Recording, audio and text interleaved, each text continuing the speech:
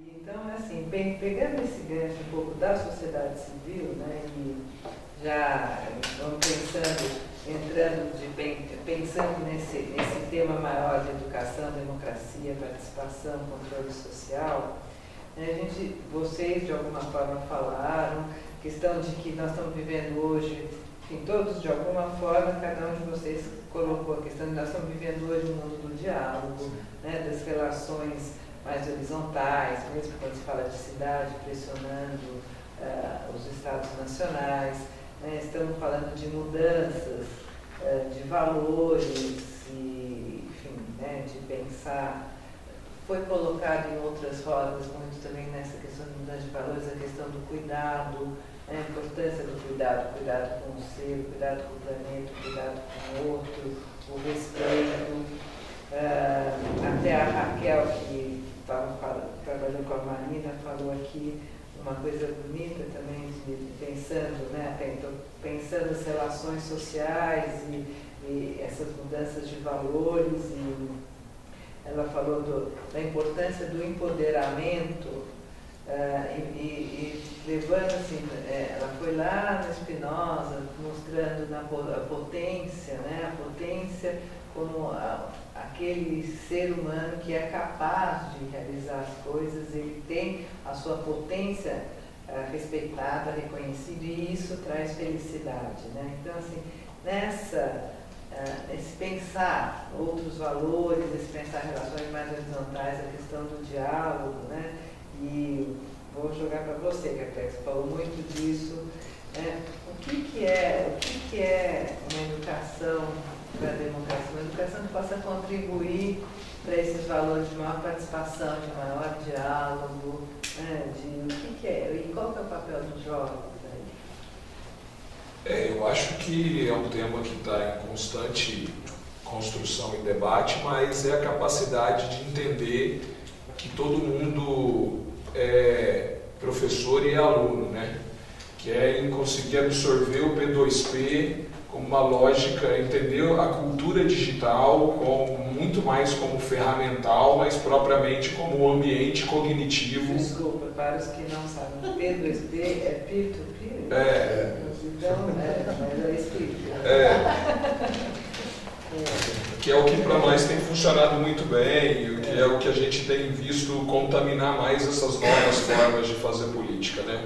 A capacidade de entender que você aprende e ensina, que você cria novos ambientes cognitivos para que isso possa acontecer, que você faz isso em percursos, que você faz isso em pontos de cultura, que você consegue disputar uma nova universidade, que você consegue disputar uma nova escola, que você dialoga, que você conecta a universidade com a escola sem deixar de criar uma nova escola e sem deixar de criar uma nova universidade.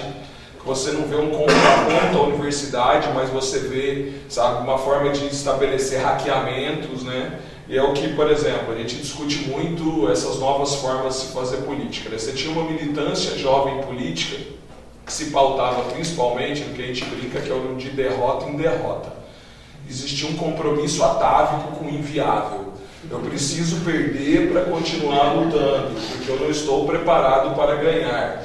Né? E essa lógica de compartilhamento o tempo inteiro faz com que as pessoas saiam da lógica do medo, do assujeitamento, né? Que esse assujeitamento de que eu vou perder, então eu preciso continuar lutando contra esse que ganha de mim, para virar essa lógica de potência, que é eu vou, hackeio e fujo, buscando o tempo inteiro rota de fuga, sem ter medo de ser absorvido, sem ter medo de ser absorvido pela universidade, sem ter medo de ser absorvido pela escola, sem ter medo de ser absorvido pela corporação, sem ter medo de ser absorvido pelo partido, não estando em nenhum deles e ao mesmo tempo dialogando com todos eles, né? E pensando também em como estabelecer interfaces entre todas essas metodologias possíveis, como a Marina estava colocando.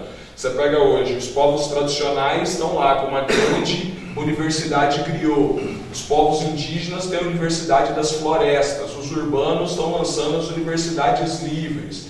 sabe? Os movimentos de periferia têm as universidades da quebrada, e como que as metodologias entre essas formações livres fazem fluxo o tempo inteiro, criando ambientes para que isso aconteça, que pode ser um festival, pode ser um encontro, pode ser no Rio+20. Quando eu falo que eu fiquei otimista com a Rio+20, foi a capacidade desses movimentos de hackeá-la. Você tinha lá milhares de pessoas de todos os lugares do Brasil que durante 7 dias fizeram um fluxo constante de metodologia e saíram de lá com uma agenda bastante positiva de formação, sem necessariamente estar ligado a uma pré-agenda que os pautasse numa lógica... Deixa eu falar outra coisa aqui também, Brenda, assim, também sempre te provocando um pouco. Eu me lembrei de uma outra roda, você colocando todas essas... você falou muito assim, novas formas de participação, e está colocando os diálogos possíveis e não confrontos, mas diálogos possíveis, né? Teve uma roda, não sei se você lembra, que falava assim, não, porque os jovens são feitos beija-flor. Lembra disso? Lembra?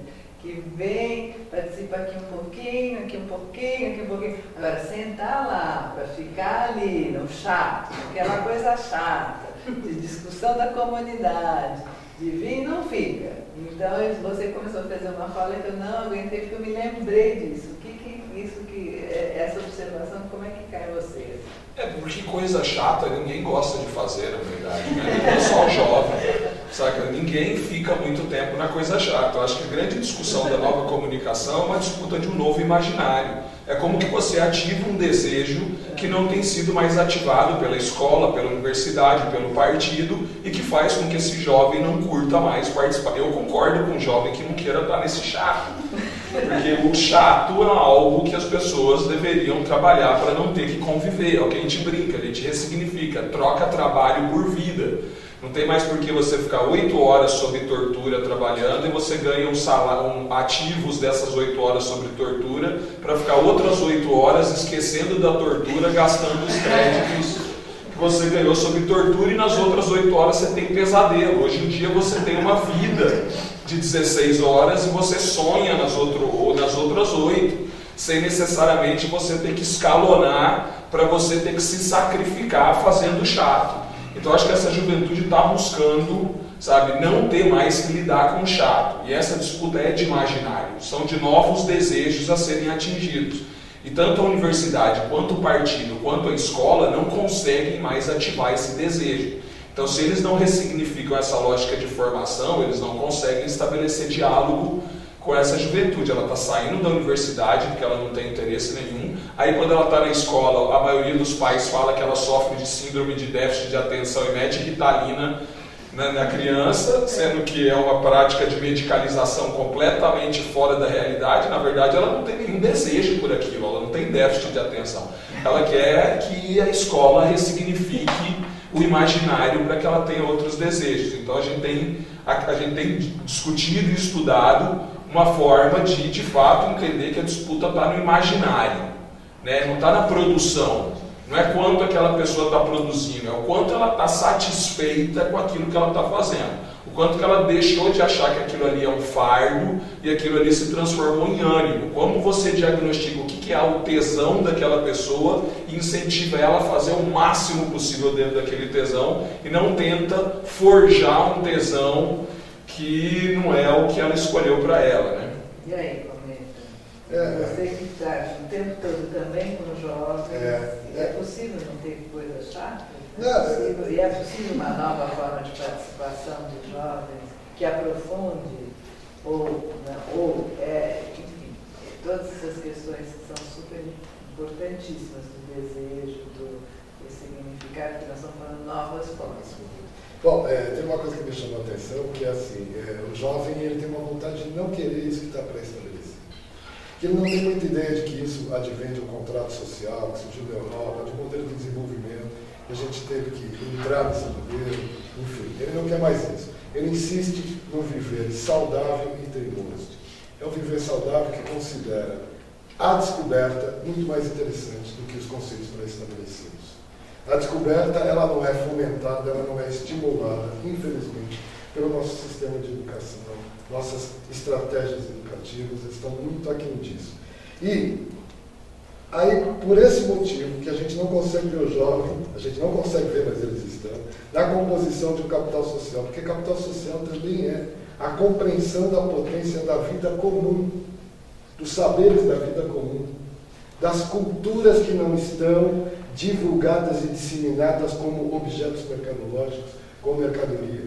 Isso também é capital social. E o jovem está aí, num cosmo onde as redes reticulares, a reticularidade da comunicação, permite com que ele afirme e reafirme e proclame aos quatro cantos de que ele tem uma comunidade, de que ele tem uma tribo.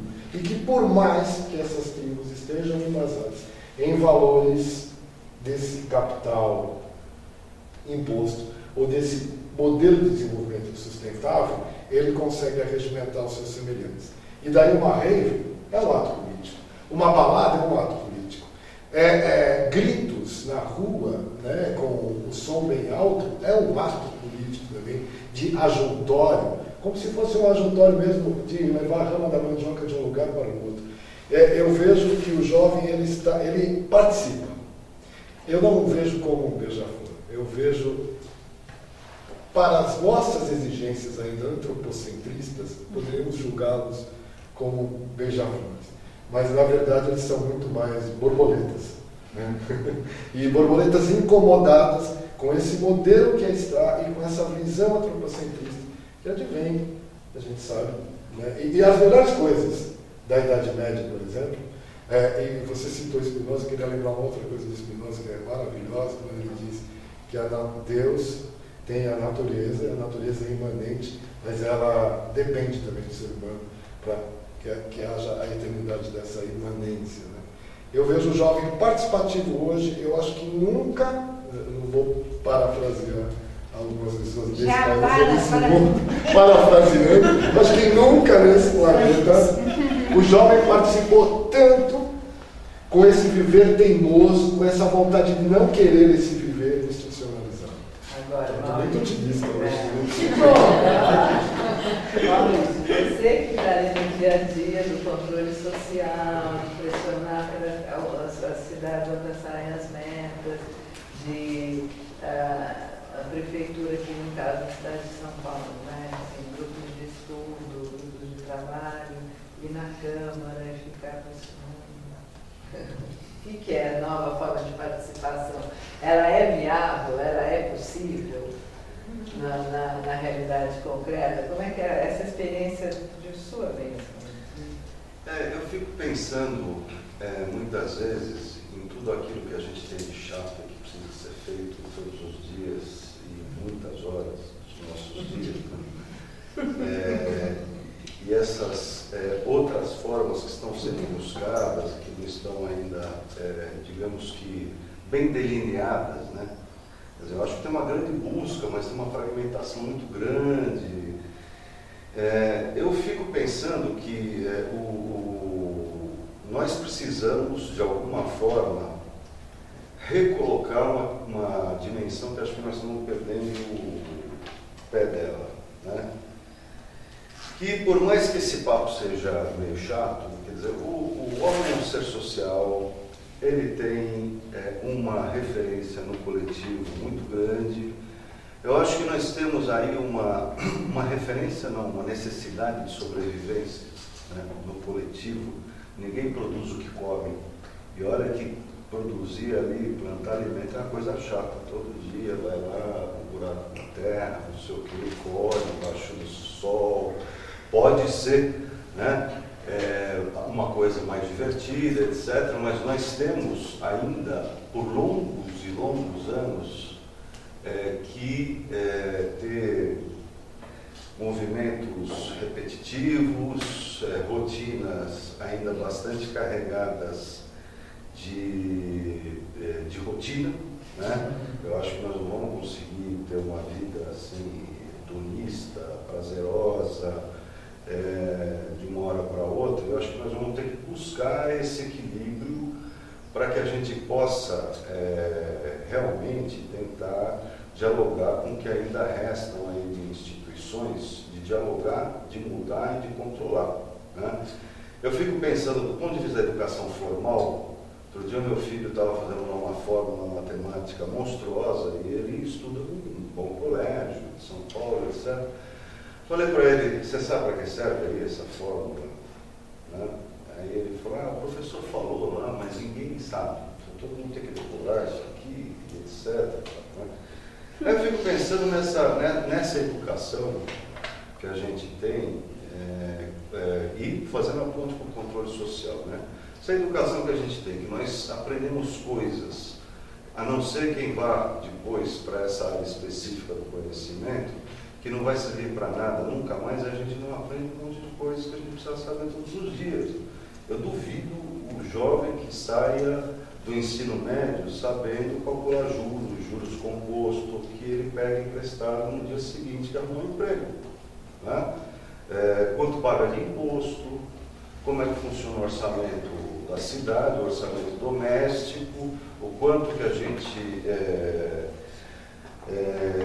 coloca nos 3 entes federativos, como é que a gente vota, por que votar para vereador é diferente do que votar para deputado, do que votar para senador, do que votar para prefeito, para governador, para presidente. Eu acho que tem um rol de conhecimento sobre o nosso cotidiano, a reprodução da vida e a mudança, né, das relações sociais que a gente quer mudar, do modo de produção que a gente quer mudar, e etc., que a gente não aprende nada na educação formal. Né, que eu acho que a gente precisaria rever profundamente. Nós temos debatido isso em alguns fóruns, quer dizer, como é que a gente informa para a cidadania? Parece uma coisa muito antiga, a gente está discutindo isso desde a redemocratização e tal, mas acho que nós não conseguimos ainda. Né? Como é que o próprio currículo escolar pode dar conta daquelas questões básicas que nós precisamos no dia a dia? Para exercer o controle social é muito difícil, a gente vai para dezenas de reuniões em vários bairros de São Paulo, com lideranças comunitárias, etc. É muito difícil ter um diálogo onde todas as pessoas possam mais ou menos estar se entendendo ali sobre o controle que muita gente quer exercer, mas não sabe como, e é difícil mesmo, o controle da Câmara Municipal, do trabalho dos vereadores. Precisa ter um conhecimento, precisa ter um conjunto de informações básicas, etc., etc., as pessoas não têm. Então tem que ter todo o empenho de informação para poder exercer esse controle social sobre o poder legislativo, que é fundamental para a vida das pessoas na cidade. Né? O executivo é mais complexo ainda. Mas a gente não recebeu uma formação básica nas nossas escolas sobre toda essa parafernália institucional que nós temos aí, que vai sobreviver ainda durante um bom tempo. As redes sociais, elas estão ajudando, elas estão ampliando as possibilidades de troca de informação, mas eu ainda vejo uma coisa muito fragmentada, de consumo muito rápido, que não consolida um conjunto de informações que possam ser trabalhados com um pouco mais de perenidade. Né? Assim, eu tenho a impressão que uma boa parte é consumido muito rapidamente, quer dizer, tem um alto grau tem uma velocidade muito grande de mudanças de assunto e etc. Então nós temos que, eu acho que, ainda trabalhar um bom tempo para talvez ter aí uma clareza um pouco maior de como é que a gente pode consolidar alguns processos criativos, interessantes, mobilizadores, que façam com que as pessoas possam participar de múltiplas formas nas organizações sociais, nas formas de controle social e tal, e como é que a gente precisa continuar investindo em processos formais de educação, de conscientização, de formação de cidadãos mesmo, quer dizer, que tenham capacidade de exercer a cidadania além da sua profissão. E eu acho que isso a gente precisa trabalhar muito lá na origem, para concluir, nessa relação entre indivíduo e coletividade, que eu acho que está cada vez mais complexa de se entender. Quer dizer, nós vivemos um mundo que estimula o individualismo o tempo todo, né? O consumismo, que está muito ligado ao individualismo, quer dizer, essa coisa de vencer na vida, né? É uma coisa muito falada, e a gente perdeu a referência de que grande parte do nosso cotidiano, da nossa vida, etc., depende das relações coletivas, depende de instituições, depende de processos participativos, etc. Se a gente não faz, outros fazem por nós. Né? Eu tenho uma discordância breve também. Depois eu Vamos lá. Duas, rápido, assim. Eu concordo muito com o que você falou. Sobre as redes sociais, eu acho que a gente discorda. Acho que a gente tem a possibilidade hoje, com essa dinâmica de interatividade, conectividade, essa comunicação reticularizada, de poder desenvolver ações de uma educação ecossistêmica, de aprendizagem colaborativa, de percepção de que somos leitores, espectadores, internautas, cidadãos, jovens, seres humanos ou seres não só humanos. Eu acho, aí eu discordo de você, eu acho que talvez no sentido que não é superficial, não é fragmentar. Exatamente. Ela, ao contrário, ela pode se fragmentar. E uma outra coisa a respeito da educação, não é bem uma discordância, mas eu queria só complementar, que a gente viveu daí durante séculos, da Revolução Industrial para cá, creio, uma educação tão somente voltada para o mercado, né? Voltada para a necessidade mesmo de produção de bens capitais. Eu acho que é isso, os dois pontos. Eu sou rápido, Stamiro.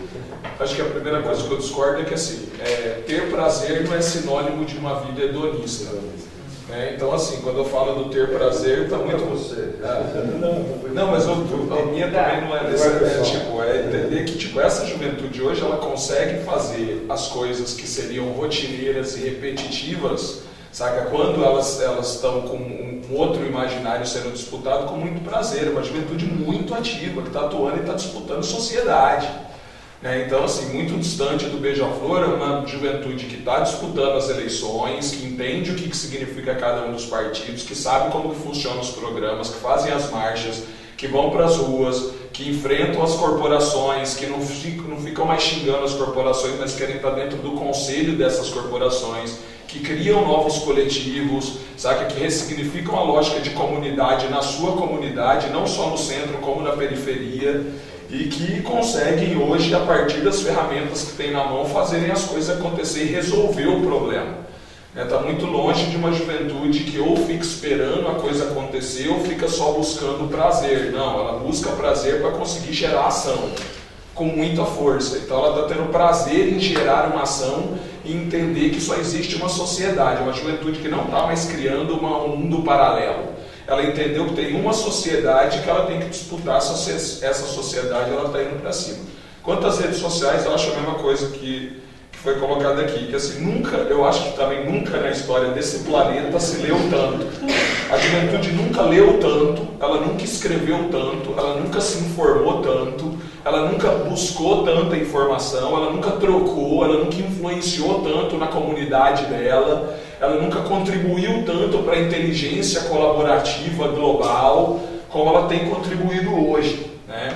É óbvio que tem um monte de fragmento na parada, mas em meio a esse fragmento ele vai sambando, ele vai contribuindo, ele vai absorvendo informação e ele vai protagonizando. Ele deixou de ser um passivo, sabe, que só olhava e reclamava com o amigo, e ele está cada vez mais ativo, apresentando a posição dele. Não é mais só passageiro. Ele é piloto o tempo inteiro. Ele nunca leu tanto. Eu vejo por nós mesmo, uma galera que a grande maioria saiu da universidade, saca, depois do segundo ano de universidade e não concluiu a maioria das pessoas os cursos, etc. E eu acho que é difícil achar um outro grupo de juventude no Brasil que é tão ativo que nem nós.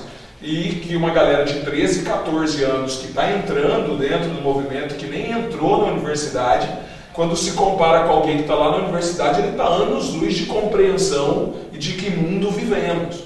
A galera brinca que os quadros que saem do fora do eixo são os mais procurados do mercado, que é o cara que está feliz das 8 às 4 da manhã, trabalhando muito bem, super criativo, entende tudo o que está acontecendo, sem necessariamente ter ido para a caixinha e para a gavetinha que em determinado momento formalizaria demais aquela ação dele, né? Então Marina,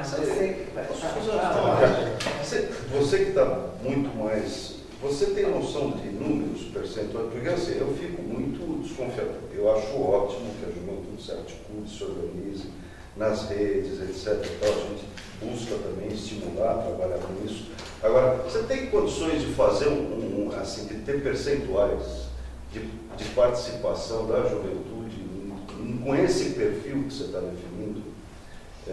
Porque assim, o que eu consegui ver até agora, o que já me mostraram de acessos, de redes que tem na internet, quem segue futebol com muita frequência, quem segue celebridades, bandas, etc, etc, quem segue as redes de cicloativistas, quem segue as redes politizadas, o Occupy Wall Street, não sei o que, blá, blá, é uma minoria, muito minoria no meio desse universo.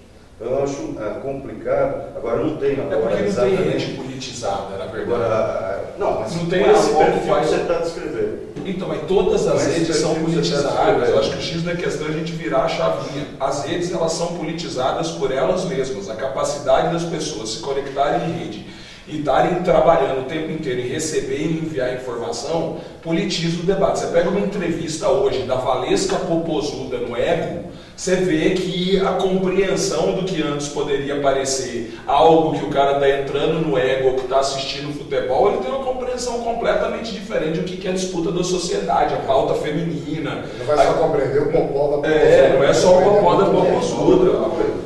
Não, então, eu queria só complementar com uma questão. Você disse números, etc. Por exemplo, a gente convive diariamente com escolas e convive também, e vive pelo menos 2 vezes por mês ocupando a rua. E quando a gente ocupa a rua, a gente ocupa com questões como a rádio, de rua, enfim, as escolas, enfim. Há um contato das escolas com o território onde elas vivem. E não só um contato como se estivesse indo a um zoológico. E nas escolas, a gente percebe, ele falou de jovens de 13, 14 anos, a gente trabalha predominantemente com educadores de Fundamental 2 e jovens, e você vê a compreensão sistêmica que esses jovens têm. Aí é uma questão mesmo de uma educação que provoque, ou que seja, não é bem uma educação do professor, é um mediador. Aonde você passa a desenvolver um trabalho de mediação dentro de uma linha de educação sistêmica. Eu estou falando de educação sistêmica, de entendimento do que tem de baixo, do que tem aqui, do que tem em cima. Né? E fundamentalmente das relações sociais, educador, educando, o que é o popó da popozuda, etc. Não é você mediar. Aliás, o professor Lateral do Abor, quando ele fala de educação, recentemente a gente teve uma roda de conversa com eles e filmamos, ele fala disso. Do papel hoje daquele que se diz educador, ele passa a ser um mediador. É impressionante a potência dessa juventude. Não é só a juventude chilena do Fundamental 2 que tem potência. É do mundo inteiro, sobretudo do Brasil, eu concordo. Só uma última coisinha, a Secretaria Nacional de Juventude está fazendo todo o participatório dela em cima das pesquisas a partir das redes. Então ela já saiu da lógica anterior, porque as pesquisas são muito recentes também para entregar esses números. Mas hoje a Secretaria Nacional de Juventude, o participatório dela está todo focado nas redes, em como diagnosticar o que está acontecendo com essa juventude. Esse é o tema do Conjuve. É o tema do Conjuve. Marina, você que os jovens estão todos ligados a você tem uma força muito grande nesse meio. E essa nova forma de participar, o que é? A participação hoje, ela não dá para a gente, no meu entendimento, falar da participação dentro das caixinhas da participação que nós temos e que nós conhecemos. Se for uma participação transformadora. As estruturas que nós temos, no meu entendimento, elas estão no processo de estagnação. É como se a maior parte das coisas vai se conformando ao sistema. Não é aquilo que é como uma iniciativa cultural, alguma coisa muito interessante que aparece aí, logo um grande não sei o que, pega, transforma aquilo num pacote, põe numa caixa, amarra uma fita e já era. E os processos de participação da minha época, da nossa época aqui, do pessoal mais experiente, experiente no sentido de idade, tá? Então, eu acho que se a gente pensar a participação nessas caixinhas, está complicado, porque boa parte delas, elas operam numa lógica do sistema. Mas o que eu sinto da educação e da participação dos jovens, e dessa coisa do prazer que o Capiné falou, é que nós estamos vivendo assim uma espécie de limiar. Os projetos identificatórios, ou os ideais identificatórios da nossa juventude, eles deram o melhor que eles podiam dar. Eles nos ajudaram a reconquistar a democracia, e algumas coisas boas que nós temos no Brasil é fruto desses ideais identificatórios da nossa juventude. Século XX. Isso. Os ideais identificatórios dessas juventudes, porque não dá para a gente falar da juventude como se fosse uma coisa única, são juventudes, não é? Eles estão num processo de elaboração, de efetivação. E o grande problema, o grave problema que nós estamos vivendo nesse momento de emergência do duplo sentido, não é ainda o não surgimento desses ideais identificatórios com uma conformação que considere o individual e o coletivo. Eu tenho insistido na ideia de que nós estamos vivendo um momento do desdobramento da democracia. Isso é fundamental para a participação, a nova participação. A democracia com a internet, ela tem a possibilidade de se democratizar, de se desdobrar em si mesma, se democratizar. Ela começou como uma invenção grega para os homens livres, não para as mulheres e não para os escravos. E hoje, no mundo ocidental democratizado, ela é também para as mulheres e também para uma série de pessoas. Numa demonstração de que é possível democratizar a democracia. A internet vem para democratizar a democracia, pode ajudar a criar a democracia em lugares que não existe a democracia, a não ser que seja uma opção mesmo, histórica, cultural, de não tê-la, mas ela está provocando no médio, mas principalmente no longo prazo, uma revolução, uma mutação que eu não sei exatamente aonde vai dar. Nesse momento há um processo em disputa. A participação e o engajamento da juventude não é mais um engajamento dirigido. Não é dirigido pelo partido, não é dirigido pela liderança carismática, não é dirigido pelo sindicato, não é dirigido pela ONG, não é dirigido. Hoje, eles vivem aquilo que eu estou chamando de ativismo autoral.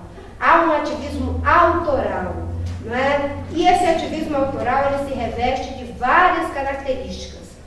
A gente tinha um envolvimento puramente emocional, né, com as nossas causas. As nossas causas era quase que um karma, não é? Hoje, esse envolvimento emocional, esse movimento autoral, ele é muito mais sensorial. Não significa que ele não tem um aspecto também emocional, mas ele está muito mais relacionado ao sensorial. E quando o Capilé fala, tem o prazer, não significa que está negando, não é, o trabalho, o labor, é uma coisa laboral. Mas quando se transforma numa experiência vivencial, né, numa experiência sensorial, que dá prazer em função de estar associado àquela causa, àquele fazer, ela ganha uma outra dimensão.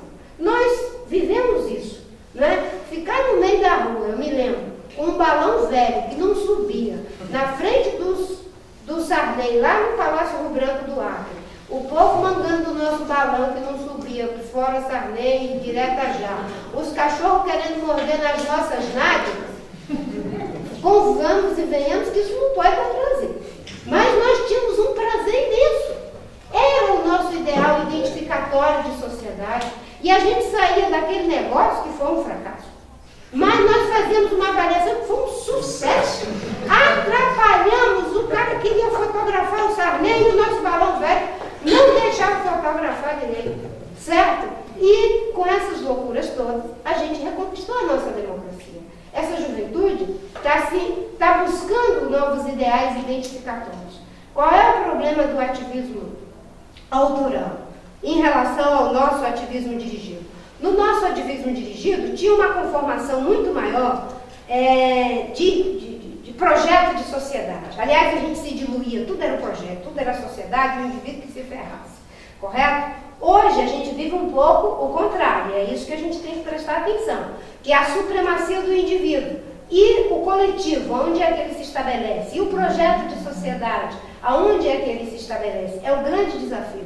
Uma ação fragmentada tem uma qualidade transformadora? Ou essa qualidade transformadora desses indivíduos adquire essa potência quando é capaz também de ter um ideal coletivo de sociedade? Né? Então, eu tenho insistido nessa ideia de que a participação hoje, ela tem esse aspecto muito sensorial. A participação hoje, ela é também por causa, é também por ideais, mas é pelo prazer de estar associada a uma experiência que é criativa, que é produtiva, livre, mesmo que para quem assiste parece chato, certo?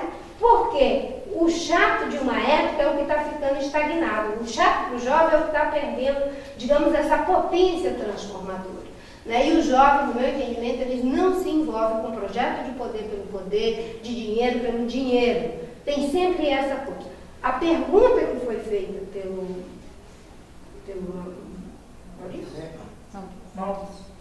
Maurício, né? Pelo Maurício, a gente tem percentual disso? Eu acho que a gente não tem um percentual disso. E eu até acho que ainda é muito pouco o povo fora do eixo com essa qualidade que nós temos. Mas isso é algo que deve aparecer para nós como... Isso existe. E isso está aí. E isso foi gerado dentro dessa aridez toda. E se essa aridez é possível produzir algo dessa natureza, deve ter coisa mais embaixo. Deve ter água, deve ter humus, deve ter uma coisa que pode gerar isso. E aí o papel da educação, com certeza, um ideal identificatório de uma época passa pela forma como os indivíduos se relacionam com suas famílias, com seus vizinhos, com não sei o quê, mas há muito tempo, não é, que nós delegamos boa parte desses ideais identificatórios para dentro da escola. Qual é o ideal identificatório que nós estamos pensando para digamos assim, a sociedade? É que eu vou consumir. Se eu consumir, eu sou uma pessoa próspera, eu sou uma pessoa que tem indicadores de prosperidade, de felicidade. Esses são os ideais identificatórios. Quem passa esses ideais identificatórios? Sobretudo a propaganda, a mídia, como é que chama isso? O marketing e a ciência. Como é que isso é uma tese que vale a pena ler, uma entrevista dada pelo Jurandir Costa Freire, né, que é maravilhosa, que ele fala que nós saímos dos ideais identificatórios produzidos pelas famílias e pelas igrejas, não é, e por tudo que nós tínhamos, que tinha um aspecto repressivo, do recalque, etc., mas ele tinha uma dose de estabilidade. Hoje, a mídia, ela não quer que ninguém tenha ideal identificatório, que dure pelo menos uma semana, certo? Agora é hora de ir para outro eixo. Sai desse eixo que vocês estão, é outro eixo. Porque daqui a pouco a ciência vai dizer que esse é um remédio que cabelo não cai nem a pau. Aí eu boto o remédio. Não, mas pensando bem, tem um negócio que faz cair a sobrancelha. Aí eu corro do remédio para buscar no outro, certo? Aí a propaganda o tempo todo, ela diz para você que tem que buscar outra coisa. A ciência dá uma falsa promessa de que aquela coisa é a coisa e daqui a pouco ela diz que não é. E a gente fica um ser volátil, completamente volátil, né? Que você já não tem raízes, você não sabe para quem ir, né? E eu acho que a educação, na busca desses ideais identificatórios, pode dar uma grande contribuição. E essas boas sementes que estão germinando, o grande desafio no meu entendimento é como isso não vira uma coisa puramente fragmentada, como isso não é uma coisa puramente individualista. Eu tenho até uma metáfora para isso que está surgindo. Nós precisávamos de um porto seguro, do partido, do Comitê Central, dos cambal, do que fosse. Eles não precisam de um porto seguro. Eles têm uma âncora. E a diferença entre o porto e a âncora é que no porto eu fico atracado lá, certo? E se eu quiser me socorrer, a âncora eu boto ela aqui, se ruim eu baixo a âncora, quando tá bom eu levanto a âncora, mas a âncora está em mim mesma, eu que tenho certa governabilidade, que ele diz, ele tem uma linguagem ótima, eu saio hackeando por aí, levanto o âncora e vou embora, pirateei aqui, escatibum, vou pegar outra coisa do lado, certo? Então eu sinto isso e é muito potente quando você consegue ver que isso está acontecendo. Às vezes as pessoas me perguntam, mas isso aí, senador, eu falo disso, as pessoas me perguntam por 2014. Eu digo, caçamba, uma mudança desse tamanho mudança é do século XXI, certo? E nós temos que nos preparar e trabalhar em 2012, 2013, 2014, em todo esse século, para ver o que é possível assimilar, acomodar, para depois desequilibrar de novo. Que numa boa linguagem piagetiana é isso que acontece. Marilice, eu queria uma observação rápida. 2 momentos da humanidade muito significativos. Eu vou falar da internet rapidinho. A revolução, a imprensa, né, que provoca uma mudança comportamental, e o advento agora das mídias digitais, a internet como o maior patrimônio da humanidade. E que eu queria pegar um gancho do que a Marina falou em relação à mídia. Essa mídia unidirecional, ela já está com os dias contados, de que eu emito e você recebe as informações e tudo que precisa ser feito dentro da sociedade. Por exemplo, a figura do editor, jornalista, a figura do formador de opinião está acabando por conta das mídias digitais. Então, eu acho que essa revolução que a internet provoca, essa mutação a qual você se refere, ela, queira ou não queira, a humanidade, ela vai provocar, sobretudo com o protagonismo dos jovens, uma descontinuidade simbólica. Eu não te milhões de dólares em termos de afeto. Acho que a gente tem uma coisa até de um certo arcaísmo. Eu posso voltar a te amar verdadeiramente, mudando inclusive o paradigma que a gente tem do dinheiro, que hoje é do ganha-perde. Nós já tivemos o ganha-ganha durante 200 milhões de anos. Durante 10 mil anos nós tivemos o ganha-perde, que o bezerro não tinha o mesmo valor que um boi gordo. E hoje, eu acho que com o advento das mídias digitais, a gente pode provocar uma desadaptação do valor criativo na nossa sociedade.